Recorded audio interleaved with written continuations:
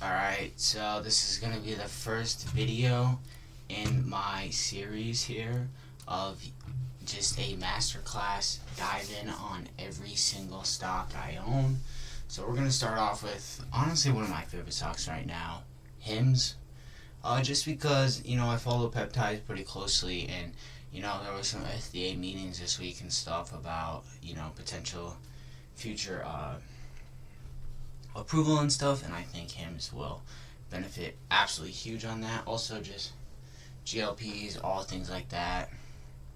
I think it's just going to be a huge business. Alright, to start, let's talk about what we're going to cover. So we're obviously going to cover the business model, how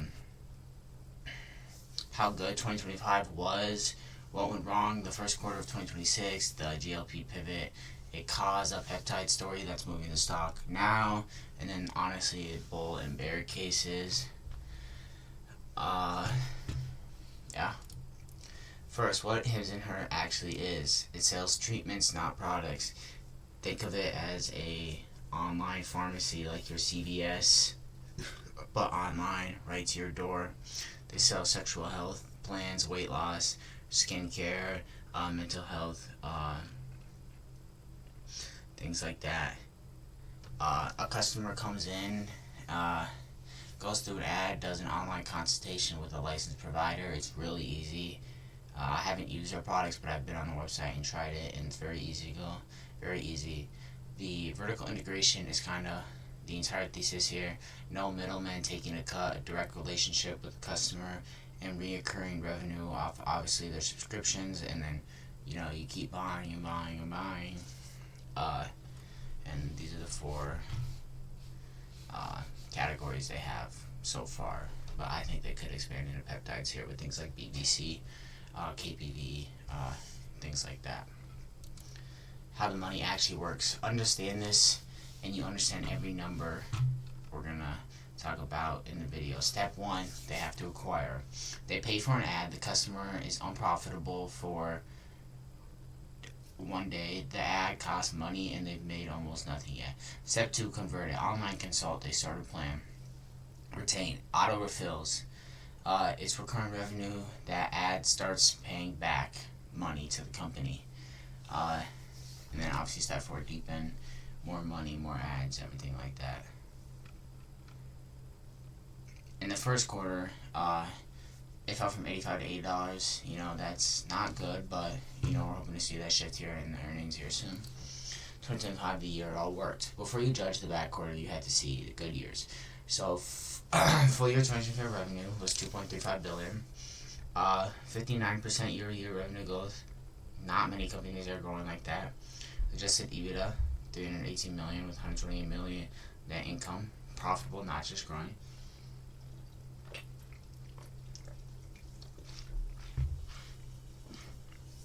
A huge slice of the revenue came from GLPs because there's a shortage, so pharmacies are granted temporary ability to make them, and that obviously closed here, so that took a huge hit. But they did partner with Novo Nordisk. That was the thing where you saw the stock go up like 35% one day, down 18% the next day.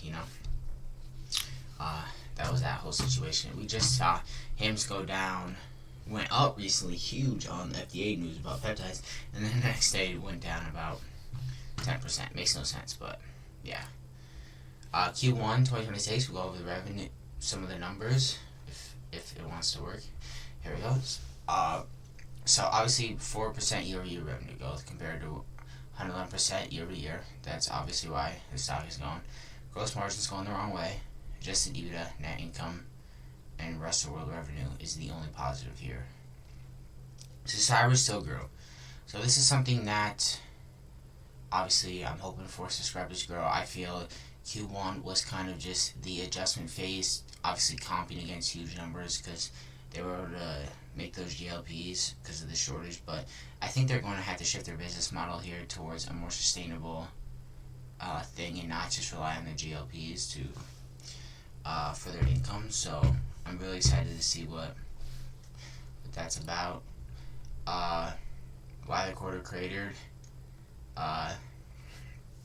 The cause. HIMS stopped selling the cheap version. In March 2026, it stopped advertising compounded GLPs and signed a deal with Novo Nordisk to carry branded Wegovy. Instead, compounded drugs were high margin and HIMS made them itself. Branded drugs are bought from the manufacturer at a set price. The damage, $33.5 million restructuring and inventory breakdown charges, negative 8% US revenue, which actually shrank year over year, and then minus 8 points from their margin. So obviously not good there, but something they have to figure out here. I'm excited to see what they talk about in their next conference call.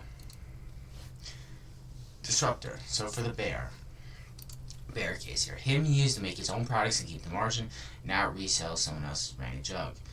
Okay, I'm not even touching the mouse.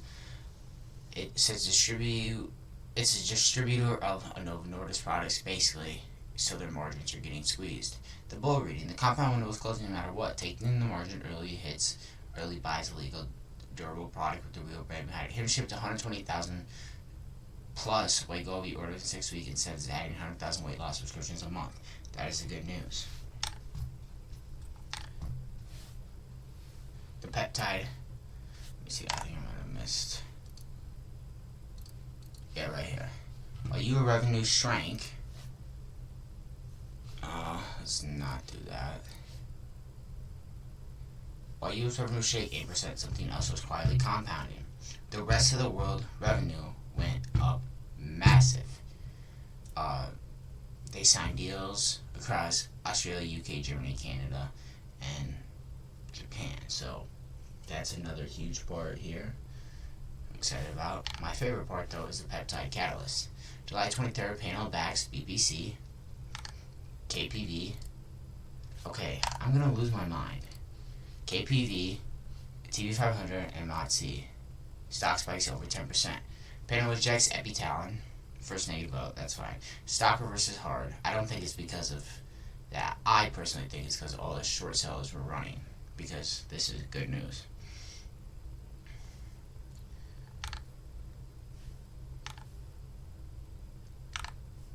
Wall Street generally cannot agree.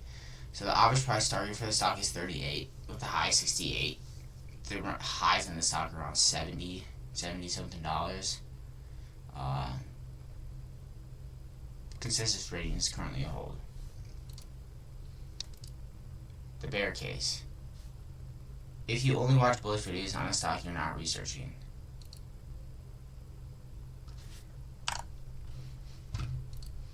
Yeah, I'm just going to keep it like this because it's breaking. Margin compression is structural. Reselling branded bugs and expanding internationally both carry larger margins. This may not be a one-quarter dip. The peptide source unproven. The FDA vote was advisory and non-binding. This doesn't, so basically their vote was just a recommendation, not actually the rule.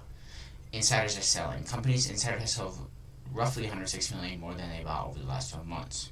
Growth already decelerated once, so there's fear it could keep going down. Bull case, however, what I believe, subscribers grew 9% to 2.6 million through the worst quarter in company history. International revenue is compounding, $7.3 million to $78 million in 1 year, with 5 more companies being added to their potential market. Management raised full-year revenue guidance to 2.8 to 3 billion in the same breath as a $92 million loss. How do I actually think about it? Watch the margin, not the headline. If gross margin recovers back towards 7% as volume scales, the bull case is working. If it keeps sliding, it isn't. Management guided 687 million, hitting it validates the point. Missing it means the damage is deeper. Don't build your thesis on peptides. The stock is volatile, however. So, personally, I think HIMS is, a good stock to own. I'm actually going to pull up my shares right now, just so I can show you all where I'm sitting. Obviously, none of this is advice. This is just for entertainment purposes only. I'm not a financial advisor, nor do I claim to be. But I do love discussing things like this. If it lets me log into my account.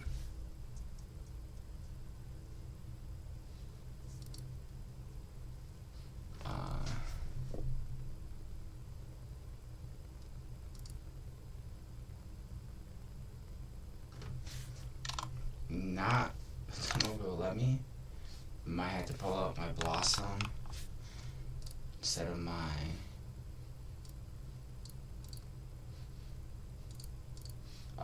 what's it called?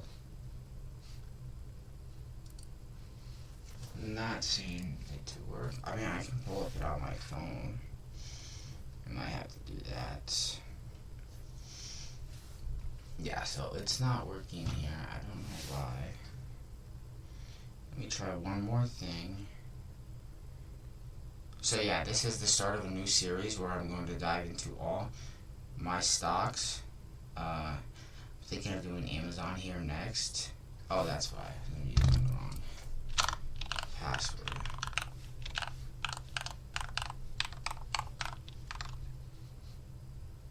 So let's dive into my main portfolio here. You guys look into that.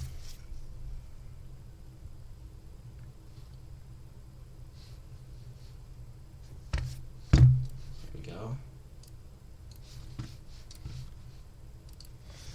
Alright. It's not working.